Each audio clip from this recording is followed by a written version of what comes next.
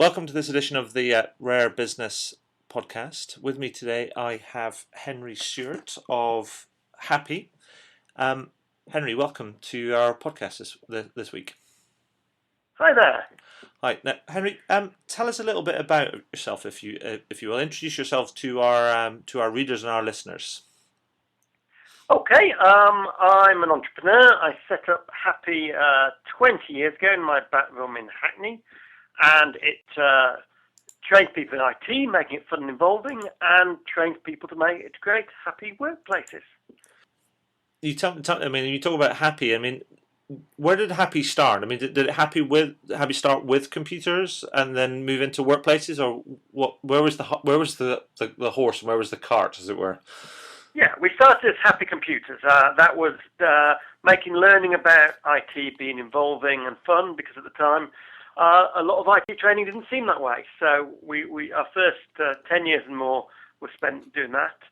We started to win awards for best customer service in the UK, being one of the UK's best workplaces. So our clients started to ask us about training them in how to run their organisations, and that's how we expanded into happy workplaces. That's fantastic. Now, unfortunately, I know that you had a book launch. I think it was about a week ago. I think it was a week ago, yeah. And unfortunately, I couldn't make it. And you've just published a book called The Happy Manifesto. Now, tell us a little bit about it. I must say, my copy did arrive this morning, and I've had a quick flick through. I like the cover because it's got a big sun on it, which is quite nice. Yes. So the cover was chosen. It was chosen. We chosen by popular vote. Fantastic.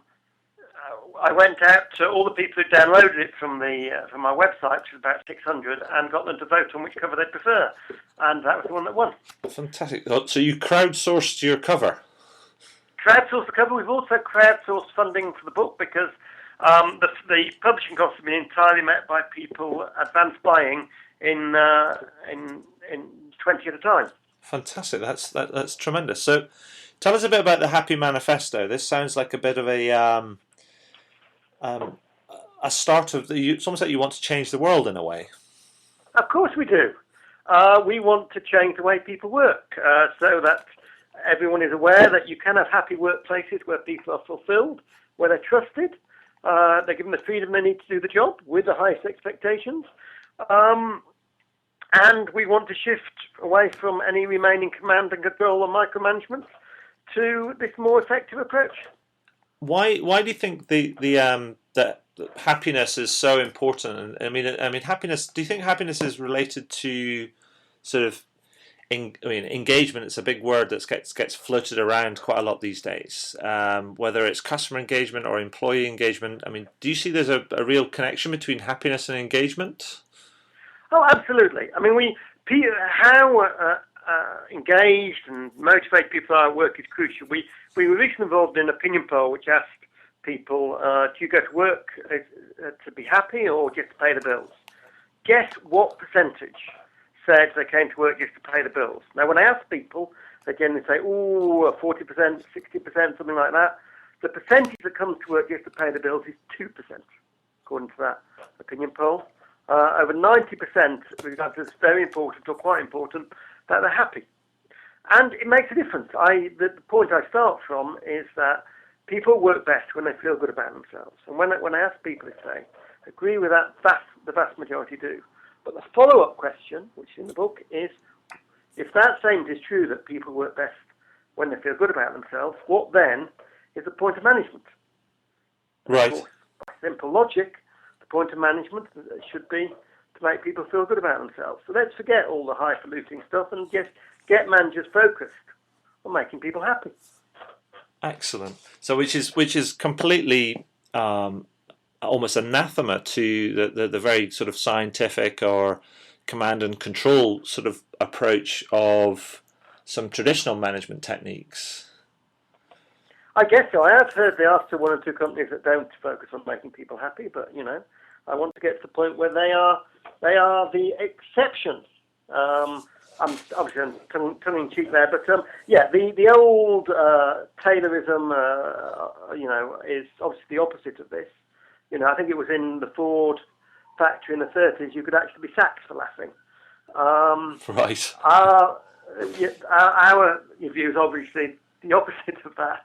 That if people are enjoying their work, are well motivated, and are clear on what's expected of them, and absolutely accountable for the results that they produce, then you create a much more effective workplace. And some of the best companies in the world, people like Google and W.R. Gore and even Microsoft, absolutely recognise this and focus on creating great workplaces. So you would suggest that there's some people that deride a lot of the softer style or softer stuff in management and leadership as being mushy nonsense, and is that because they're just uneducated or they just don't see the real business benefits of that? They're sadly misguided. Let me quote the research by Edmonds at the Wharton School in the States, who asked the question, okay, we've had the best workplace list for 25 years now, the best places to work in the US, in the UK, everywhere else. What would happen if over that 25 years, each year, you'd invested in those 100 best workplaces, or at least the ones that are on the stock market? And what happens if you compare that to investing in the standard stock market? Let's look for the real financial evidence, he said. And it's a very thorough economic study. And he found that if you'd invested in the best workplaces, you would get a 4-factor alpha of 3.5% a year. Now, I didn't know what a 4-factor alpha was, and I've just read this, but it's apparently the difference between what you get in the stock market and what you get investing in this list. That means that over 25 years, if your pension would have turned out £100,000 investing in the standard stock market, if you'd invested in the best workplaces, it would have returned £230,000. Now, for any financial director or financial analyst, that's a pretty persuasive case that actually deciding, as for instance Google and Microsoft both did about 5 years ago, that their strategic imperative was to create one of the best workplaces in Europe, that's a pretty sensible financial decision. Absolutely, that's tremendous. That is tremendous. I mean, and I know that when we've talked before, we share some a book in common that we really love, and you in the book you doff your cap to Ricardo Semler's book Maverick, which was published. Absolutely. Which was published. Was it late 80s, early 90s? 92, 93, I think it was. 92, 93. And I remember that well because at the time I only had 3 staff and I was a typical stressed out small businessman. You remember I used to ring back every day from holiday to check everything was okay. And then I read Maverick and discovered there was a different way of running things. Maverick's written by the Brazilian Ricardo Semler, yeah, and describes how he took over his dad's company, a company where workers were searched on the gates every night, such was the lack of trust, and turned it into an entirely trust-based workplace where workers set their targets, organised their work, even set their own salaries often, and this company became the most popular company for people to work for in Brazil, and also very successful. And became recession busting and delivers double-digit growth year on year, and has a queue of people waiting to work for them, and all sorts of different things. Yeah, I mean, that I regard as the best, most inspirational business book ever written, and I've given away over 500 copies of it myself. Everyone at Happy gets a copy of that when they join. Wow, that's fantastic. I mean, I must say, it was probably one of the first proper business books that I read that wasn't, I feel like, a textbook. And I tell you what, when I read it, and I still remember the impact it had now, I just thought, oh my God, blimey. Can this really... It's absolutely, just like that. It's like everything you assumed about business. Stop those assumptions. It can be done in a completely different way. Absolutely. And so, in the book, I mean, it breaks everything down. I mean, the manifesto it's basically a 10-point manifesto, and in the book you go through all the different 10 points, and it's there. You can go to the back of the book, and the 10 points. I mean, it's actually very it's all quite straightforward. I mean, Is it that easy? It's not easy. It's, you know, we're still working on it after 20 years, but it's a lot easier to run a business this way than it is any other way. One of the key things it does as a manager is it takes away lots of the stress. It takes away lots of the pressure. You don't have to do it all. You get people involved because not only does it take the burden off you, but it makes for better results and more engaged people. So yeah, I mean they are straightforward, but I only wish more companies use them. 10 simple principles. And I think that's absolutely right. I mean, and I'm a great fan of simplicity and boiling things down to their essence to make them easy to understand and easy to implement. And it seems to me that there might be many companies and sort of many people that might need to, if you like, unlearn or forget some of the things that they've been taught. Well, that's true, and it comes down to, I think a lot of the problem is even that we're not taught that much.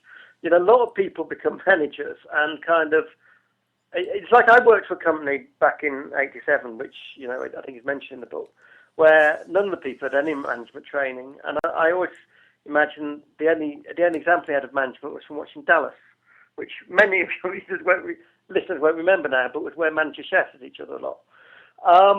But that is the kind of, we go by the examples we've had, and not many people have had high quality management training based on these kind of ideas. So it's not the fault of managers in any sense if they're not doing it in a way which really excites people. But the other point which make it very strong in the book is not everybody who is managing should be managing. That's interesting because, I mean, a lot of people become managers almost through sort of length of tenure or a number of qualifications they have. Exactly, or their core skills. I often say our most radical belief is that you should choose who should manage people based on how good they are at managing people.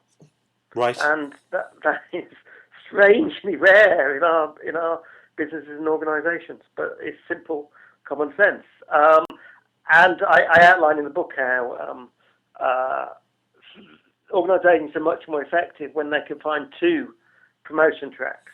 One for core skills, one for managing people. So somebody who's brilliant at coding, in the traditional thing, a brilliant programmer will be eventually promoted to program manager, because the fact they're great at coding is sure to mean they're great at nurturing and supporting people.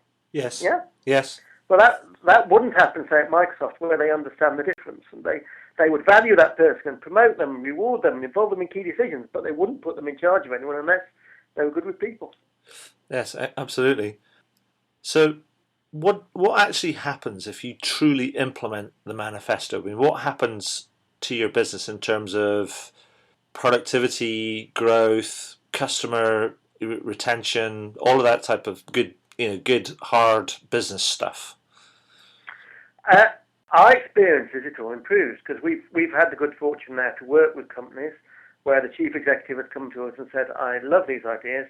How do you implement them in our business?" And examples like Adel & Cole, the organic box delivery company, which grew from 3 million to 20 million turnover while we were working with them. And I'm not saying we're responsible for that growth, but what we were responsible for was, the managing director, Ella Heeks, will tell you that before that she was incredibly overworked. She was taking all the decisions herself because she felt that was her responsibility, not even because she thought she made better decisions, which is the normal manager thing, but, and moved it to one where people were much more involved, where there's far less stress on her, but it was a much bigger and more successful business. Or another example is Cougar Software, who took on our philosophy, and when I ring Clive, the managing director, he often describes himself as having very little to do now because everything, full responsibility has been taken by the company, and it's grown and developed, and the service levels are way beyond anything they achieved beforehand.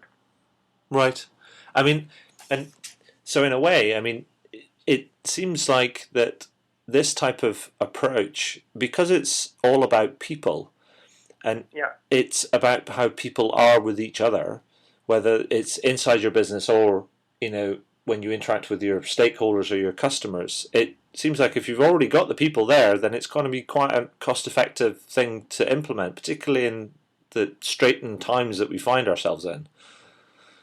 Yes, I mean, if you're talking about what is the most cost-effective way to improve productivity in your organisation, this must be it, because it's actually not talking about spending fortunes. It's about simply changing the way you work so that people are trusted more and are given more responsibility.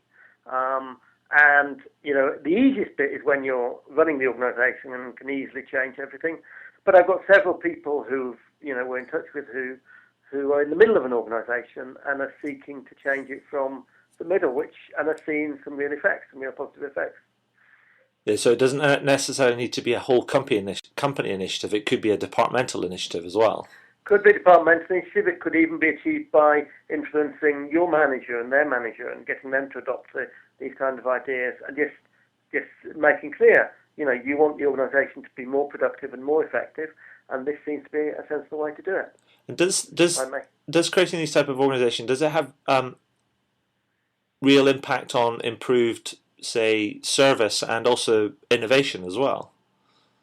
Absolutely.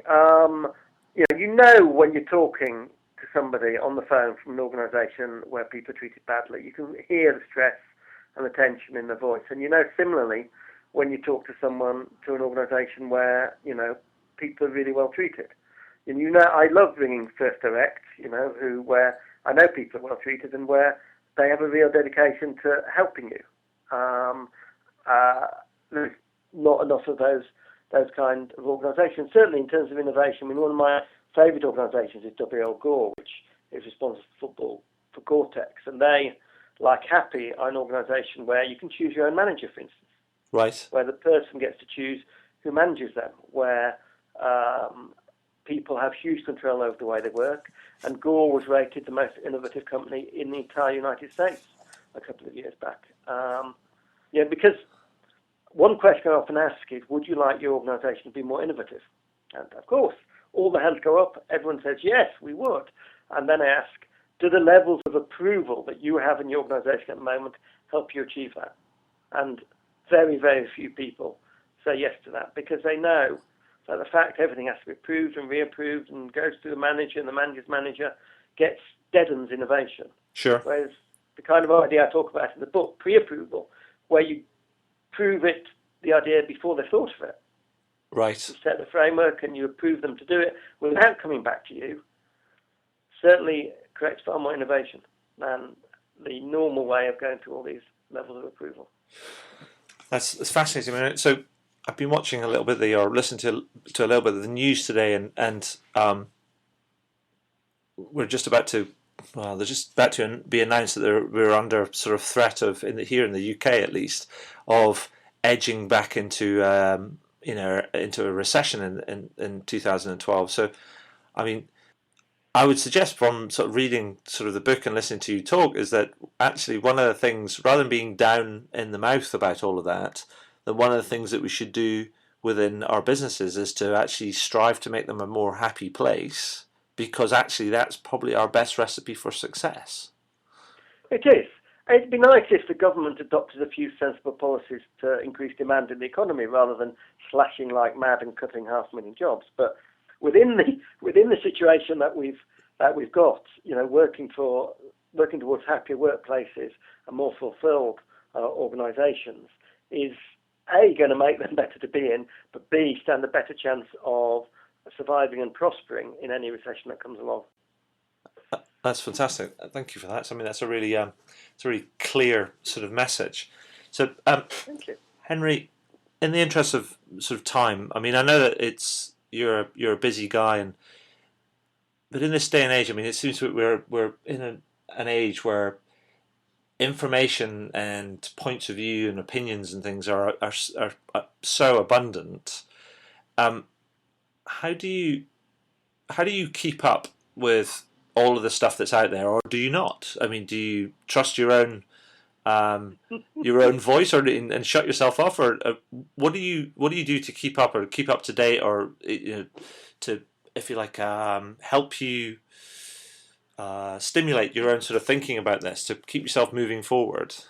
Well, okay. I always used to be a great fan of business books, so I don't find so much time to read them now. But I'm a bit of a Twitterholic myself. Okay. So Twitterholic. Yes. Twitter.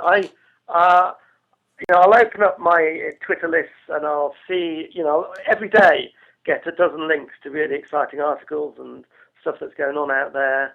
I'm also very keen on the Silicon Roundabout phenomenon. We're just on the edge of Silicon Roundabout. Right. And I've started going along to their events, and there is a tremendous level of excitement. It is a very positive vibe. Tonight I'm going to an event on content and community. Right. I've got to start a group of a dozen startup CEOs.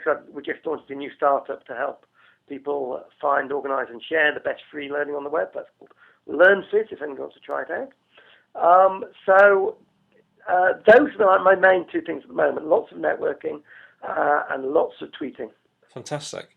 And I'm at Happy Henry if anybody wants to follow me. Fantastic. Well, I shall make sure you get all linked up in the in the write up for the post that accompanies the podcast. But what I always do, Henry, at the end of every podcast, I ask people this one question, and it is, what would you like to shamelessly plug? Well, I would like to shamelessly plug the book, The Happy Manifesto, buy a single copy from Amazon or buy dozens of copies direct from us.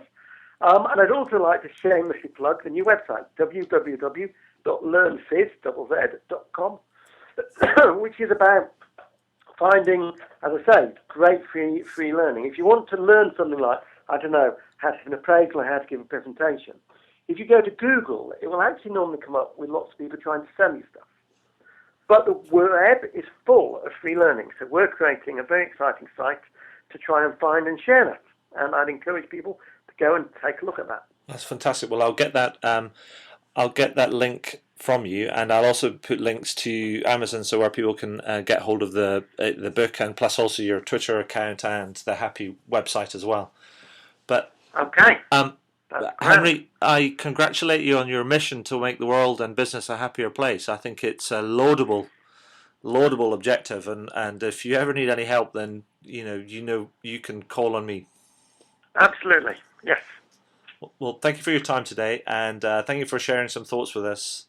And I look forward to putting this, the podcast up and getting some feedback from our readers. Excellent. Okay, let me know as soon as it goes up. Fantastic, will do. Great, Adrian. That was a lot of fun.